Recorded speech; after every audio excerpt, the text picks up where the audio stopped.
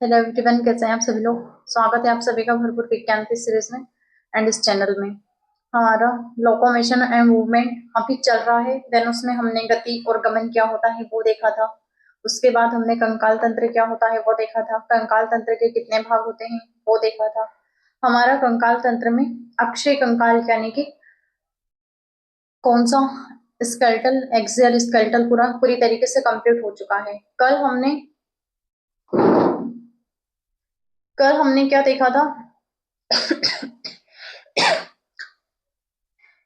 कल हमने अपेक्षिक कंकाल यानी कि अपेंडिकुलर स्केलेटल के बारे में देखा था। अपेंडिकुलर स्केलेटल क्या होता है, उसमें कितनी हड्डियां होती है, और उसमें हमने पेक्टोरल गर्डल को देख लिया था कि पेक्टोरल गर्डल कैसी होती है और उसके कार्य क्या क्या होते हैं। ठीक है, आज हम देखेंगे अपर लिम्स यानी कि हमारी हाथ में मिलने वाली हड्डियां। ठीक है, जिसे हम बोलते हैं ऊपरी अंग की हड्डियां। अपर लिम्स ऊपरी अंगों का कंकाल यानी कि हमारे ऊपरी जो अंग होते हैं उनमें कौन कौन सा स्केलेटल मिलता है, यानी कि कौन कौन सा हड्डियां मिलती है उस कंकाल में। ठीक है, तो देख लेते हैं। अपर लिम्स ऊपरी अंगों का कंकाल तंत्र। ठीक है, अपर लिम्स स्केलेटल सिस्टम।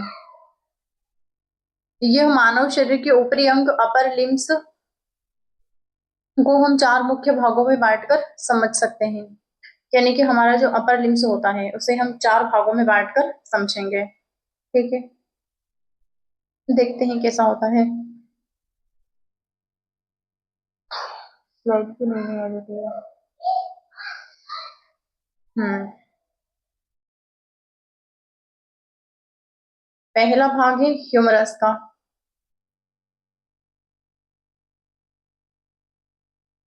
पहला भाग किसका है, ह्यूमरस।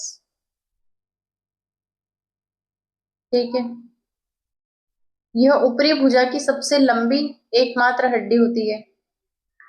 स्केपुला से शोल्डर जॉइंट गेंद के कटोरे वाला जोड़ द्वारा जुड़ी हुई होती है। यानी कि बॉल एंड सॉकेट जॉइंट से जुड़ी हुई होती है। कहाँ पर जुड़ती है, ग्लेनोइड कैविटी में। वो किसका पार्ट था, स्केपुला का। कल हमने पेक्टोरल गर्डल में देखा था। पेक्टोरल गर्डल का पहला पार्ट कौन सा होता है, क्लेविकल, ब्यूटी बोन। ठीक है, कॉलर बोन। देन इसका दूसरा पार्ट क्या होता है, स्केपुला। और उसी स्केपुला में एक कैविटी मिलती है, ग्लेनोइड कैविटी। उसमें कौन सा जॉइंट मिलता है, बॉल एंड सॉकेट जॉइंट, जिससे हमारा जो ह्यूमरस होता है यानी कि हमारी ऊपरी बाह की ये वाली जो प्रोक्सिमल आर्म होती है ये काय से जुड़ी हुई होती है, बॉल एंड सॉकेट जॉइंट से, ग्लेनोइड कैविटी में। ठीक है, स्केपुला से शोल्डर जॉइंट यानी कि गेंद और कटोरे वाला जोड़, बॉल एंड सॉकेट जॉइंट द्वारा जुड़ी हुई होती है। नीचे की ओर रेडियस और अल्ना से एल्बो जॉइंट बनाती है।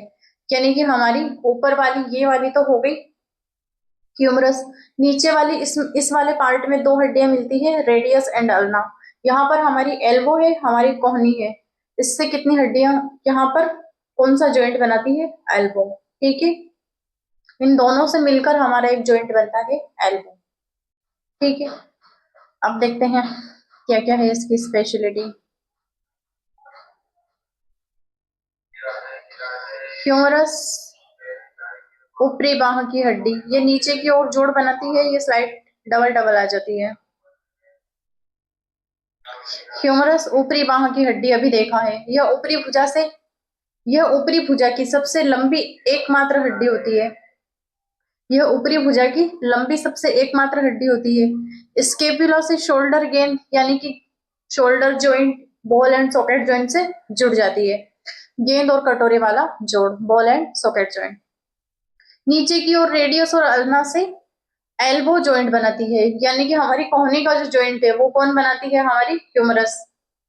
ठीक है, अब देख लेते हैं। इस पर कई मसल से जुड़ी हुई होती है, जैसे कि बाइसेप्स और ट्राइसेप्स जो लड़कों के बनते हैं। ठीक है, किस पर बनते हैं, हमारी ह्यूमरस पर। ठीक है, आया समझ में। ये बाइसेप और ट्राइसेप्स, बाइसेप और ट्राइसेप्स जितनी भी मसल्स होती है ये किस पर जुड़ी हुई होती है, हमारी ह्यूमरस पर। आया इतना समझ में? ये रही हमारी ह्यूमरस। ये इसका हेड है, यानी कि इसका सिर है ह्यूमरस का, ये वाला पोर्शन, ये रहा हेड ह्यूमरस। इतना इतना जो पार्ट है ये इसका सिर का पार्ट है हमारी ह्यूमरस का, इसका बेस पॉइंट। इसके नीचे का जो ये ब्लैक ब्लैक लाइन होती है इसे हम बोलते हैं एनाटॉमिक नीक। ये हमारी हड्डी की गर्दन है। इसके नीचे का जो पॉइंट होता है, यानी कि इसके नीचे का जो हिस्सा होता है इसे हम बोलते हैं ग्रेटर ट्यूबरकल। ठीक है, फिर नीचे वाला आ जाता है, यहाँ का इतना इतना जो पोर्शन होता है ये कौन सा होता है, ये लेजर ट्यूबरकल। ठीक है, फिर इसके नीचे का जो पोर्शन होता है इसे हम बोलते हैं सर्जिकल नीक। इससे थोड़ा सा नीचे अंदर एक धसा हुआ भाग मिलता है उसे हम बोलते हैं इंटर ट्यूबरकल सल्कस। ठीक है, ये एक फ्यूल जैसा होता है लिक्विड फॉर्म में, इसके ऊपर मसल से चिपक जाती है इसलिए दिया गया है नाम ये इंटर ट्यूबरकल सल्काई, यानी कि सल्कस, जिससे कि हमारे ब्रेन में मिलता है गायरा सल्कस। ठीक है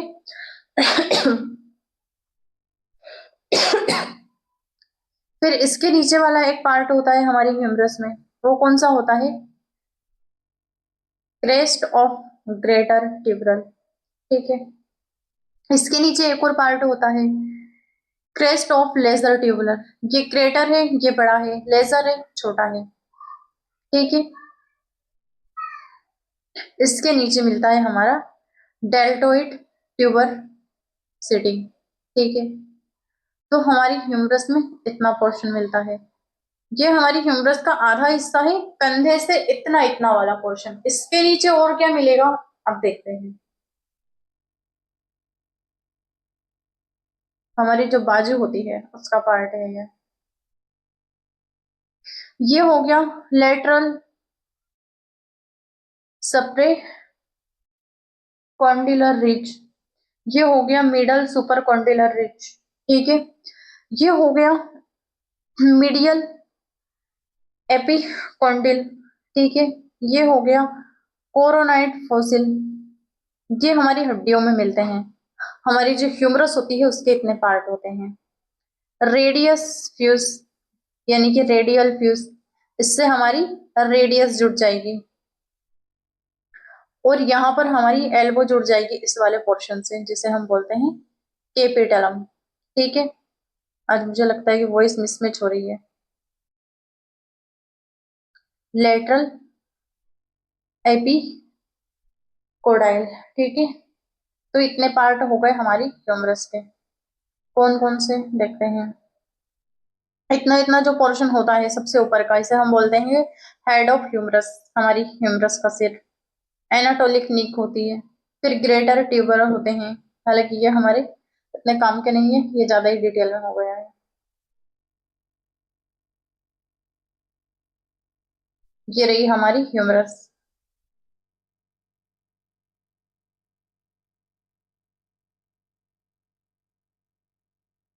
हम्म, ये रही हमारी ह्यूमरस। ठीक है, इतना इतना पोर्शन किसका है, हमारी ह्यूमरस का। इससे जुड़ती है बॉल एंड सॉकेट जॉइंट। ये रही ह्यूमरस। अब दूसरी देख लेते हैं, रेडियस और अल्ना, ये दो हड्डियां होती है निचले बाह की। ऊपरी बाह की हमारी आर्म की हो गई, अब निचले बाह की, इसमें दो हड्डियां मिलती है एक दूसरे से चिपकी हुई। रेडियस को देख लेते हैं पहले। यह अंगूठे के, यह थंब अंगूठे की ओर होती है। यह एल्बो से ब्रिस्ट कलाई तक जाती है। यह अंगूठे के जैसी होती है, दिखने में गड़बड़ हो गई है। हमारी जो रेडियस होती है वो अंगूठे के आकार की होती है, यह एल्बो से ब्रिस्ट कलाई तक जाती है। ठीक है मुख्य रूप से हाथ के घुमाव रोटेशन में सहायता करती है। जैसे कि हमारी, अगर हमारा हाथ पूरा मूवमेंट कर रहा है, हमारा हाथ रोटेशन कर रहा है कुछ इस तरीके से, तो वो किसकी वजह से? हमारी रेडियस की वजह से। ये किससे जुड़ी हुई होती है? हमारी एल्बो से। ठीक है।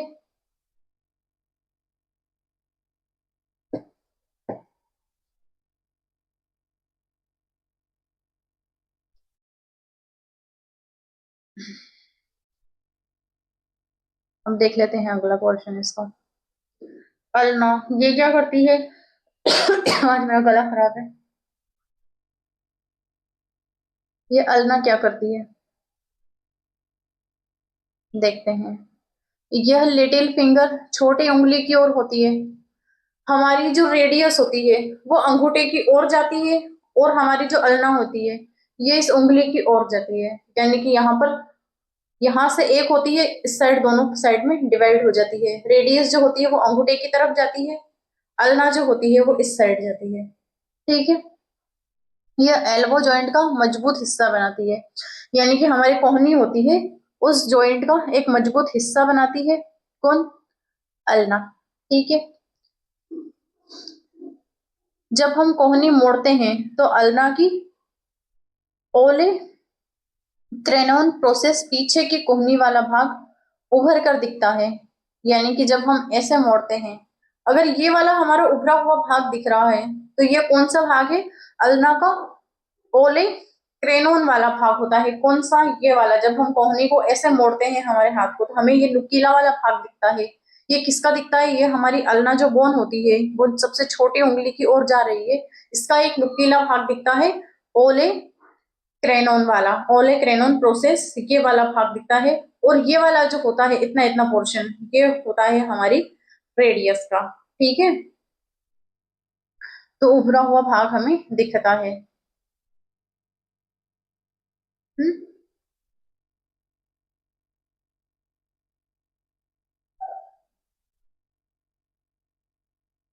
रेडियस और अल्मा, अल्ना जो होती है, मैं क्या बोल रही है, रेडियस और अल्ना जो हड्डियां होती है हमारी, ये क्या करती है? आपस में इंटरप्रोसियस मेम्ब्रेन से जुड़ी हुई होती है। कौन? रेडियस और अल्ना। कौन सी मेम्ब्रेन से जुड़ी हुई होती है? इंटर एंट्रोसियस मेम्ब्रेन से जुड़ी हुई होती है। ठीक है। ये रही हमारी रेडियस और अल्ना। हमारा जो सबसे लंबा वाला भाग होता है वो किसका होता है? अल्ना का होता है। ठीक है। रेडियस थोड़ी सी छोटी होती है लेकिन ये अंगूठे तक जाती है।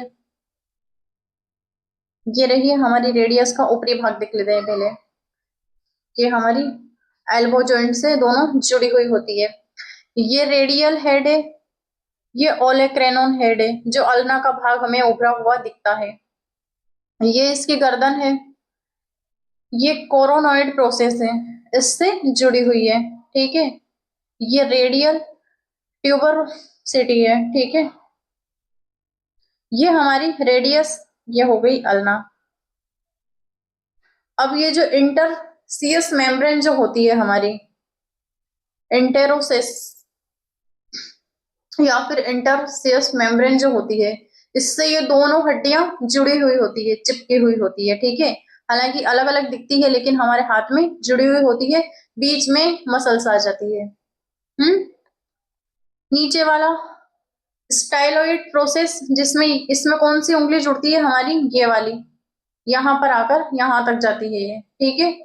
और इसमें अल्नर नोच, हेड अल्नर। ठीक है। ये अंगूठे तक जाती है। हम्म। अंगूठे तक जाती नहीं, अंगूठे की ओर जाती है, और ये उंगली की ओर चली जाती है। तो इतना इतना पोर्शन हो गया था हमारी रेडियस और अल्ना का। अब देख लेते हैं कार्पल, ये क्या होती है। हम्म। कार्पल जो होती है हमारी, ये कलाई की हड्डियां होती है। ये छोटी, चौड़ी और मजबूत हड्डियां होती है। हमारी यहाँ की जो हड्डियां होती है इतनी इतनी, यहाँ तक तो रेडियस और अल्ना आ गई थी। अब इतनी इतनी जो हड्डियां होती है, इसमें ओवरऑल 8 हड्डियां मिलती है। बचपन में यहाँ पर हड्डियों के टुकड़े मिलते थे, और भी ज्यादा होती थी। 12 से 15 हड्डियां होती है छोटे बच्चे जब नवजात शिशु होते हैं, और 7 से 8 वर्ष की उम्र तक यहाँ पर हड्डियां ज्यादा मिलती है। कहाँ पर? कार्पल में, ठीक है, कलाई में। जब हम धीरे धीरे बड़े होते हैं तो वो हड्डियां भी आपस में जुड़ जाती है, ठीक है। तो यहाँ पर जितनी भी हड्डियां मिलती है वो कौन सी होती है? कार्पल होती है। कुल 8 हड्डियां होती है, प्रत्येक हाथ में ये 2 पंक्तियां में होती है, ठीक है।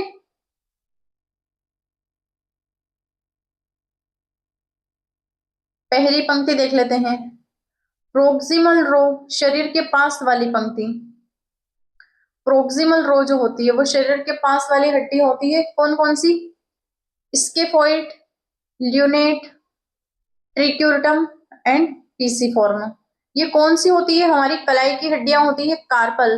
प्रोक्सिमल, आर्म के पास वाली, ठीक है। डिस्टल रो, हथेली की ओर वाली उंगली, मतलब हमारी हड्डियों की लाइन, जैसे कि ये वाली तो हो गई, इस साइड से समझ में आएगा, मेरा हाथ इससे ज्यादा नहीं मुड़ता है, इतना ही मुड़ता है, नेचर ने सही दिया है।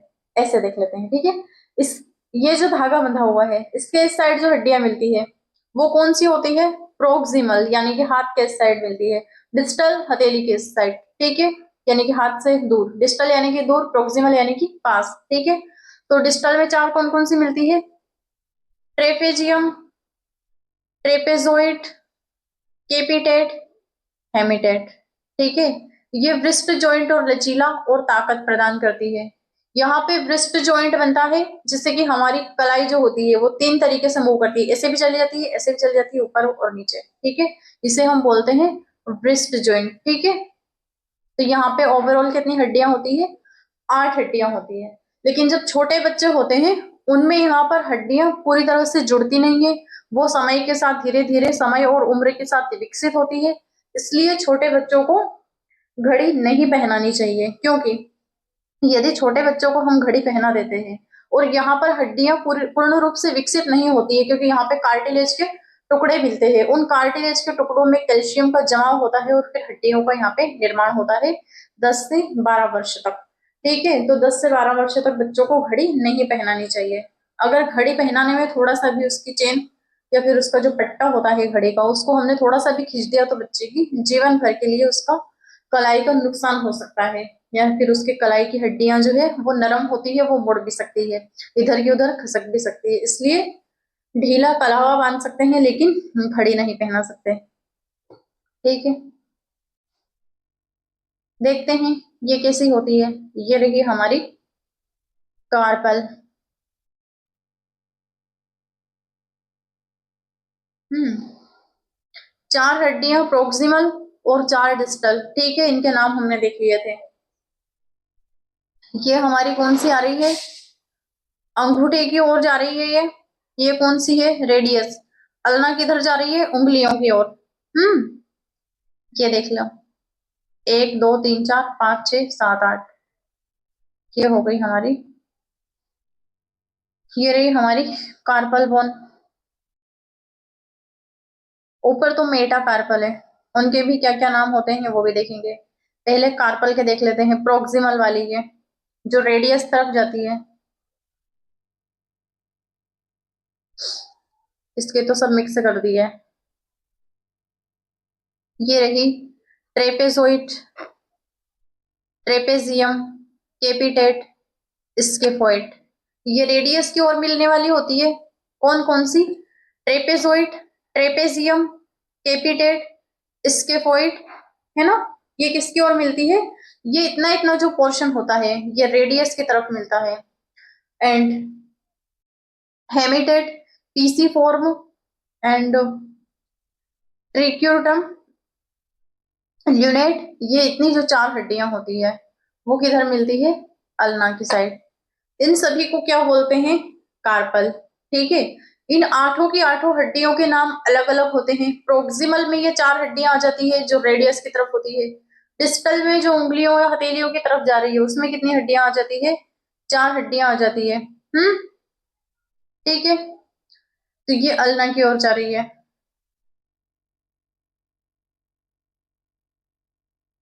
अब देख लेते हैं मेटाकार्पल, ये क्या होता है? मेटाकार्पल, ये हथेली की हड्डियां होती है। कार्पल क्या होती है? कलाई की हड्डियां। मेटाकार्पल हथेली की हड्डियां। इनको भी देख लेते हैं। मेटाकार्पल हथेली की हड्डियां। कलाई से लेकर उंगलियों के बेस तक 5 लंबी हड्डियां होती है। कलाई से लेकर उंगलियों के बेस तक 5 हड्डियां लंबी होती है। इन्हें मेटाकार्पल कहते हैं। प्रत्येक उंगली के लिए एक हड्डी होती है। ये हथेली को आकार देती है। यानी कि हमारी हथेली में इतनी इतनी जो हड्डियां मिलती है, ये देखिए, हमारी हथेली को आकार देने वाली हड्डियां होती है। ठीक है, 1 2 3 4 और 5 ऐसे करके दिखेगी। दिख रही है? ऐसे ऐसे। 1 2 3 4 और 5 ये कौन कौन सी होती है? मेटाकार्पल हथेली की हड्डियां। ठीक है, तो कलाई से लेकर उंगलियों के बीच एक बेस 5 लंबी हड्डियां होती है। इन्हें मेटाकार्पल्स कहते हैं। ये प्रत्येक उंगली एक एक होती है। प्रत्येक उंगली के लिए एक हड्डी होती है ना? 5 उंगलियां हैं तो 5 हड्डियां हो गई। ये हथेली को आकार प्रदान करती है। जरा देखते हैं इनको भी। ये रही हमारी। अब ये जो हमारी मेटाकार्पल हड्डियां होती है, इनकी 3 संरचना होती है। पहली होती है हेड। इसको क्या हो गया? पहली होती है हेड, दूसरी होती है बॉडी एंड तीसरी होती है बेस। यहां से निकलती है, बीच वाला पोर्शन होता है उभरा हुआ एंड यहाँ पर जुड़ जाती है। इसे हम बोलते हैं हेड। ठीक है, ये रही हमारी मेटाकार्पल बोन। देखते हैं इनके भी क्या क्या नेम होते हैं। प्रोक्सिमल फेलेंजस ऊपरी वाला भाग जो हमारी उंगलियों से जुड़ता है। ये हो गया head, body, base.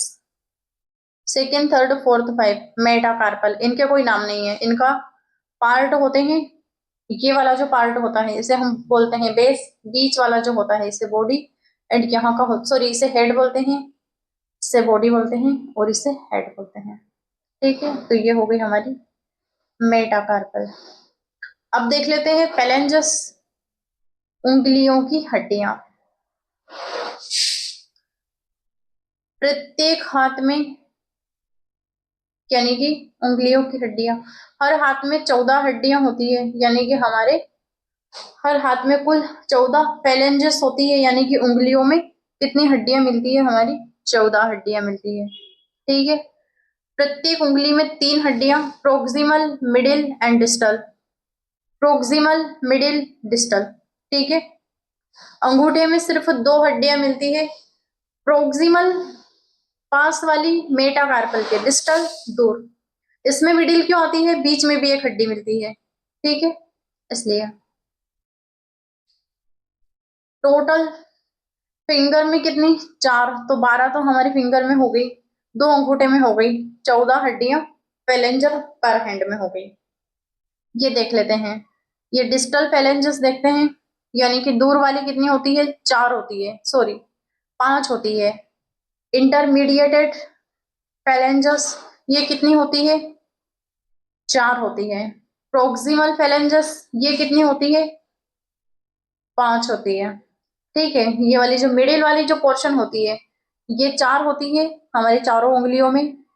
Proximal and distal 5 5 होते हैं। 5 5 10 और 4 14। मेटाकार्पल 5 14 5 19। ठीक है,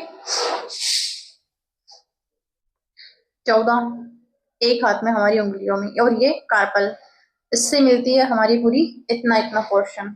8 5 13, 13 और 13 26 और 1 27 हड्डियां। रेडियस, अल्ना, ह्यूमरस एक हाथ में 27 और 3 30 हड्डियां। ठीक है, ये देख लीजिए proximal phalanges and distal phalanges. एक हाथ में कुल हड्डियां, ह्यूमरस कितनी होती है? एक होती है। रेडियस एक होती है। अल्ना एक होती है। कार्पल 8 होती है। मेटाकार्पल 5 होती है। फेलेंजस 14 होती है। कुल कितनी हो गई? 30 हड्डियां।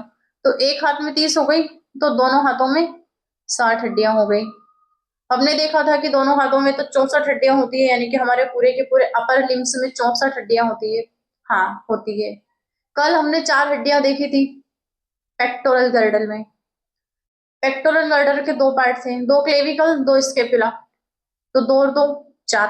ठीक है, हो गई 64 हड्डियां। ये हो गई हमारे अपर लिम्स। अब कल हम देखेंगे लोअर लिम्स। इससे पहले हम इसके कार्य देख लेते हैं। आज हमने हाथ की हड्डियां देखी है कि हाथ की हड्डियां कितनी होती है और कैसी होती है। कल हम पैर की हड्डियां देखेंगे। उसके बाद हम जॉइंट में आएंगे, फिर देखेंगे कि हमारी हड्डियां बेसिक रूप में होती कैसी है, किन किन से मिलकर बनी हुई होती है, मुख्य कार्य फंक्शन क्या क्या होते हैं। पकड़ने में हमारी उंगलियां पकड़ने का कार्य करती है, लिखने का भी कार्य करती है, खाना खाने का भी कार्य करती है। ऐसे किया, ऐसे किया, ऐसे किया, ऐसे किया, इशारा करने में जैसे कार्यों को संभव बनाते हैं। बहुत सारी फाइन मूवमेंट यानी कि सूक्ष्म गतियां करने में सहायक होती है, यानी कि बहुत सारे मूवमेंट कर लेती है हमारी फैलेंजेस। ठीक है, संतुलन बनाए रखने और बोझ उठाने में सहायक होती है, यानी कि हमारी आर्म की जितनी भी बोन्स होती है, यानी कि सिर्फ फेलेंजेस को छोड़कर, फेलेंजेस के साथ साथ carpal, metacarpal, radius, ulna, elbow, humerus, इतनी हड्डियां सभी संतुलन बनाए और बोझ उठाने में सहायता प्रदान करती है। ठीक है, ये रहा हमारा पूरा का पूरा अपर लिम्स। इसको देख लेते हैं। ये रही हमारी ह्यूमरस, जो किससे जुड़ी हुई होती है, पेक्टोरल गर्डल से। ठीक है, ये अल्ना हो गई येलो कलर की एंड ग्रीन कलर की रेडियस हो गई।